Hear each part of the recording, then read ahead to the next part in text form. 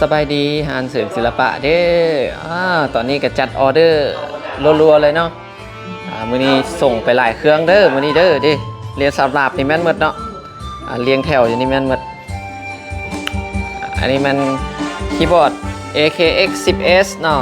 โอ้แกะกล่องใหม่ๆเลยอันนี้ลูกศิษย์เขาเนาะมาซื้อนำมื้อนี้จัดราคาพิเศษให้นี่บ่เอากำไรเลย อันนี้เครื่องใหม่ๆเลยลงเซตเสียงแซมมีอย่างครบมาแล้วเนาะพิเศษเฉพาะลูกศิษย์เด้อราคาพิเศษเฉพาะลูกศิษย์โอ้งามเลยงามเครื่องสุดท้ายของอาทิตย์นี้เนาะแต่อาทิตย์หน้ามาเพิ่มอีกอันเลี้ยงแถวนี่ก็แม่นเมิดเนาะนี่เนาะอันนี้มันสิส่งไปหลวงพระบางนี่นะให้ไอพรแก้วเนาะอันนี้เป็นคีย์บอร์ด SV 800เนาะฝากไปอุดมไซตัวนี้นะฝากไปอุดมไซเด้ออันนี้ไปหลวงพระบางไปอุดมไซตัวนี้ไปหัวพันเป็นรุ่น AKX 10S เนาะไปนำเนินเด้อพี่น้องอยู่แขวงหัวพันอยากลองก็ทักหาเพิ่นเนาะนี่เนาะไอออนเนาะอยู่นำเนินบ้านศพเราเนาะเป็นรุ่นเดียวกับตัวนี้เลยเป็น AKX 10S นี่เด้เป็นรุ่นเดียวกันแล้วก็ตัวนี้มันฝากไป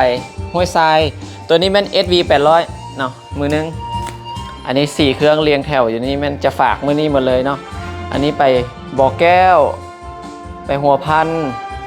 อันนี้ไปอุดมไซอันนั้นไปหลวงพระบางแล้วก็ตัวนี้มันของนักเรียนเขาเนาะคักนี่แกะกล่องใหม่ๆให้เพิ่นมือสองกันยังหลายเด้อยังหลายเนาะก็เติมเข้าเรื่อยๆเนาะมื้อนี้ก็ออกไป3หน่วยมือสองเฉพาะมือสองเนาะแล้วก็แถวนี้ก็เกือบว่ายังน้อยเดียวเนาะแต่ว่ามื้ออื่นก็เอาเข้ามาอีกเนาะพวกมือสองนี่จะบ่ค่อยขาดอันนี้เป็นพวกมือนึงเนาะมือนึงอันนี้อันดำๆนี่แม่น SX 920ตัวนี้ล่ะ SX 720SV 800ยัง2เครื่องมือนึงเนาะแต่มือสองกำลังทยอยมาส่วน AKX 10S พอดีหมดเนาะอาทิตย์หน้ามาเพิ่มอีกเด้อท่านใดสนใจอยากได้ก็ติดต่อมาเนาะส่วนหลายเครื่องจะบ่ค่อยขาดเนาะจะขาดแต่มือนึง2มือแล้วก็จะมาเรื่อยๆเนาะเพราะว่าสั่งจองไว้หลายเครื่องราคาไม่ราคาพิเศษเด้อเป็นราคาตัวแทนโดยตรงเด้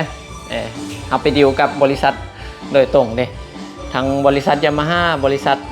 ฮอกบริษัทโรแลนด์แล้วก็ของเมโลดี้กับเคิร์สแมนแม่นไปดีลเอาโดยตรงเลยเนาะโอเคอย่ามาเบิ่งข้าเจ้าลองเครื่องเนาะ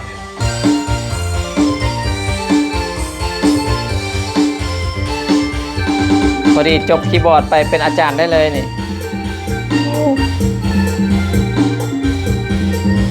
สุดยอดขอแต่เก่งลิ้นรุ่นใดก็ได้โบย่านขอแต่ได้รุ่นใดมากับโบย่านรุ่นใหม่รุ่นเก่าได้หมดเนาะโอเคไงที่หาที่มึงมาดิโอเคสำนีเดอร์ขอบใจลูกค้าทุกท่านเนาะขอบใจลูกค้าทาง4ท่านที่อยู่ต่างแขวงเนาะได้สั่งซื้อไปเดี๋ยวตอนนี้ก็เกี่ยมจัดส่งให้เนาะเดี๋ยวจะออกไปจัดส่งให้เลยโอเคบายเด้อขอบใจหลายๆ